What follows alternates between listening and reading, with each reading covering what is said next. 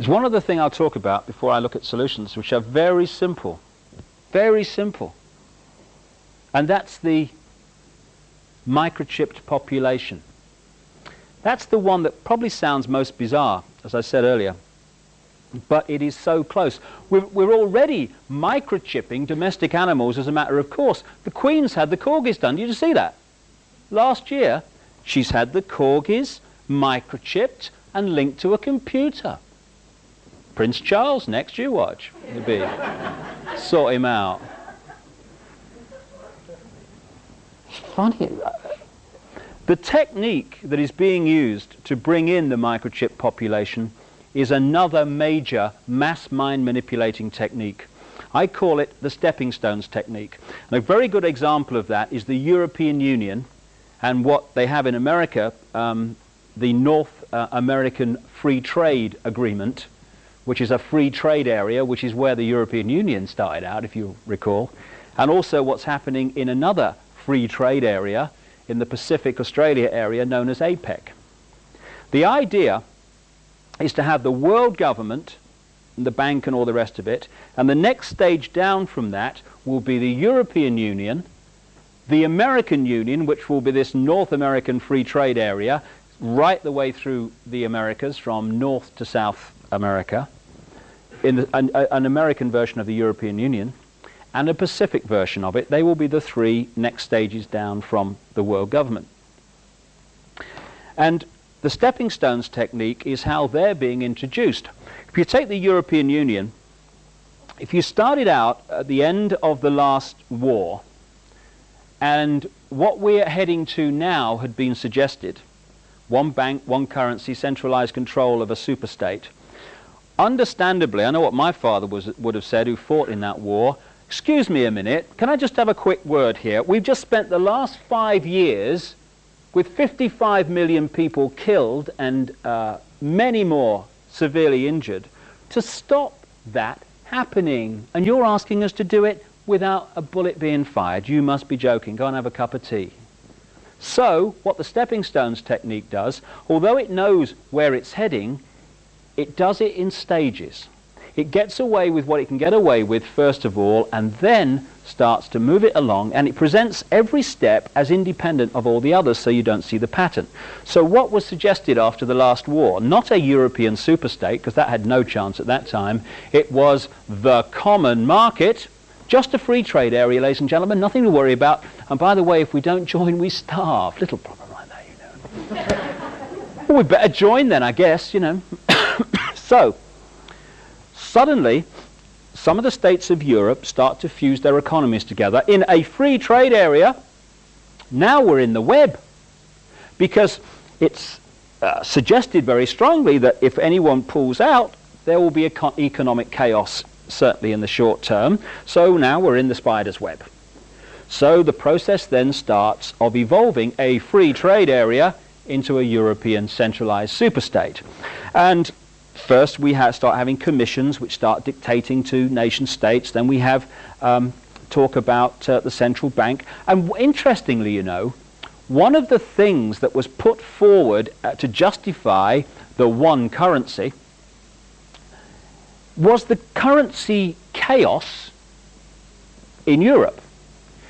Like when the pound fell out of the European monetary system after the government had spent a colossal fortune trying to keep it in there a few years ago. Well, you know, this currency chaos, one currency would sort this problem. Interesting, therefore, that the person who attacked the pound and caused that chaos was a frontman for the House of Rothschild called George Soros, a world currency speculator. George Soros, Bilderberg Group. The Chancellor at the time, who spent all that money and eventually pulled the pound out of the monetary system of Europe, was Norman Lamont, Bilderberg Group. Now, when I was talking in Sweden just a few weeks ago, I was talking about this, and some member of the audience in Sweden came up and said, I couldn't believe it when you mentioned that guy George Soros. He said, what happened in Sweden, he said, was before we went into the European community, all the opinion polls were very strongly against going in. He said, then this guy, George Soros, Bilderberg Group, started attacking the Swedish currency. The Swedish government tried to defend the currency under the prime ministership of Carl Bildt, Bilderberg Group, and eventually chaos ensued. And a great fear started to go into the Swedish psyche of, oh my goodness, we need protection. What's going on here? We can't stand alone. Even speculators are taking our currency apart. After that, the opinion polls for going into the European community flipped to the majority saying yes, and in they went. So now, stepping stones, we're now in a situation where we are light years away from what we actually joined. Stepping stones. Only now are some people saying, excuse me, have you seen how far we've come? It's interesting that right along the line, as the stepping stones are put forward, anyone who challenges the stepping stones is then manipulated into continuing the journey. I was speaking in Denmark at the time. I was in the Swedish area also, and what they did was had a referendum which voted against Maastricht, against the European Union. They then had another referendum not long afterwards which then said, yes, we'll go in. And as one national newspaper editor in Denmark said to me, he was told by one of the big pro-Maastricht people in Denmark, we're just going to go on having referendums until we get the result we want. That's how it works, because we are in the land of the free. So that's the technique, and it's being used to bring in the microchip population. And the big stepping stone to that is the cashless society. Coins and bits of paper might not seem to be a great defender of freedom, but they are for this reason. If you go into a shop now, or a garage or whatever, and you hand over cashless money, electronic money, a credit card, they put it through that machine. And they say sometimes, oh, I'm ever so sorry, the computer won't accept your card. And if you've paid the bill, you might be a bit surprised, but you've got an alternative at the moment. So you say, oh, well, okay, I'll have to check that out. Okay, I'll pay cash. What happens when there's no cash and that computer says no to electronic money, your credit card or the microchip that is planned to replace it? Suddenly, the computer is deciding, or whoever programs it, what, where, and if you purchase. That's the idea.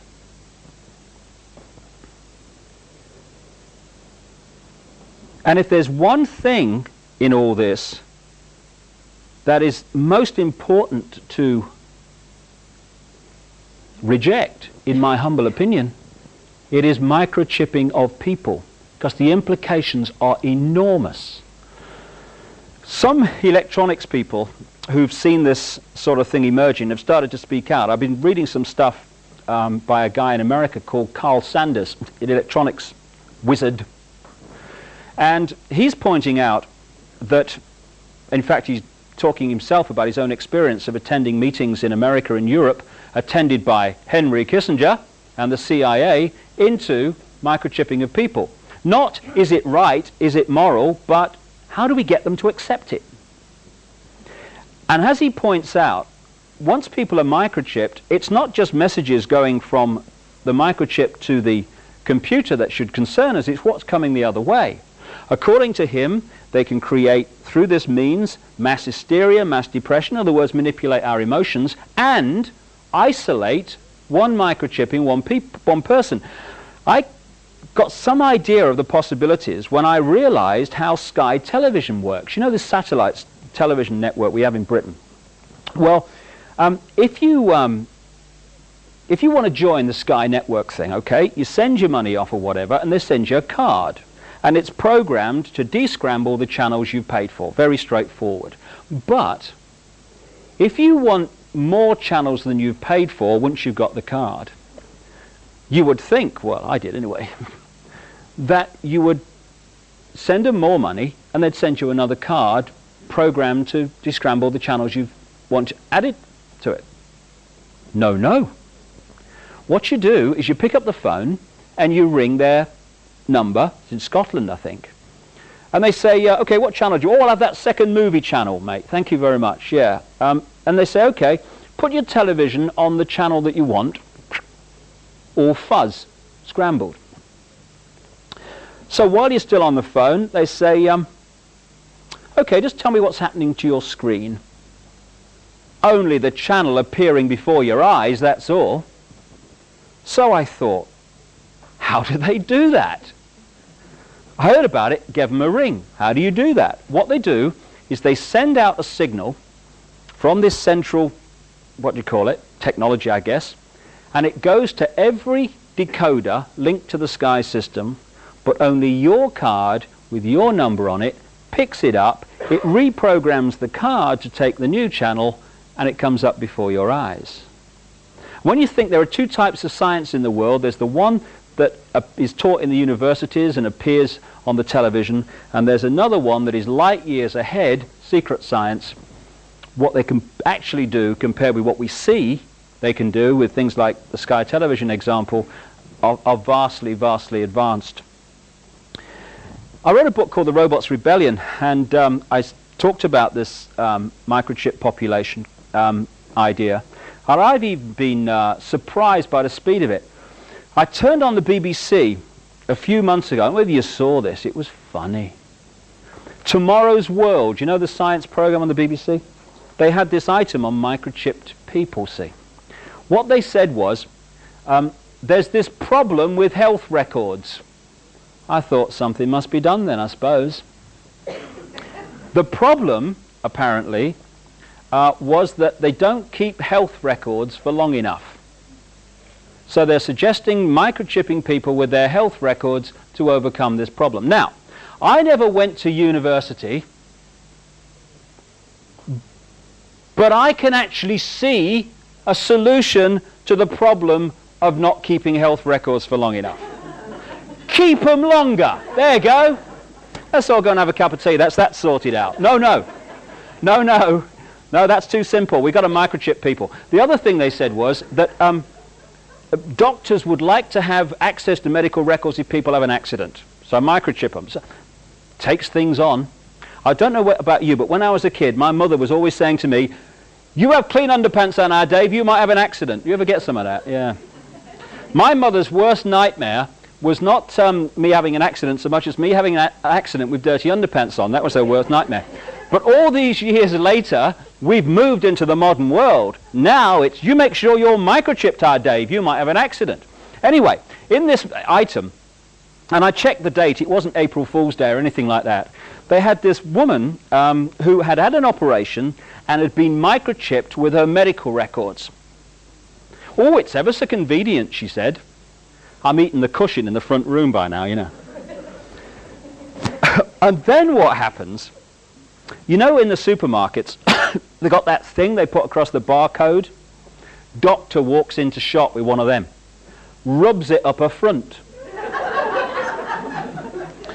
Up on the screen comes this woman's medical records.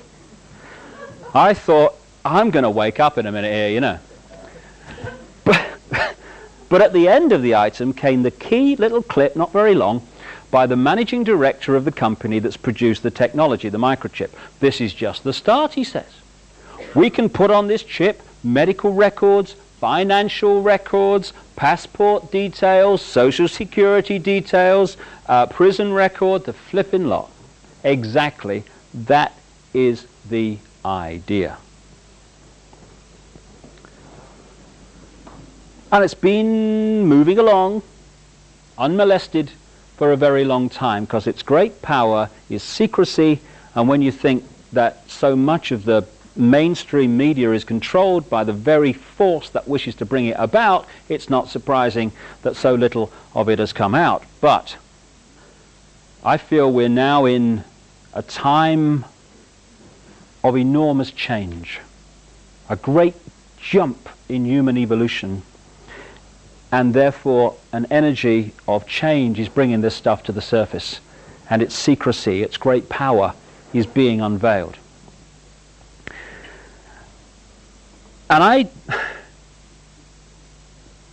certainly don't want to be seen to be condemning the people I have talked about.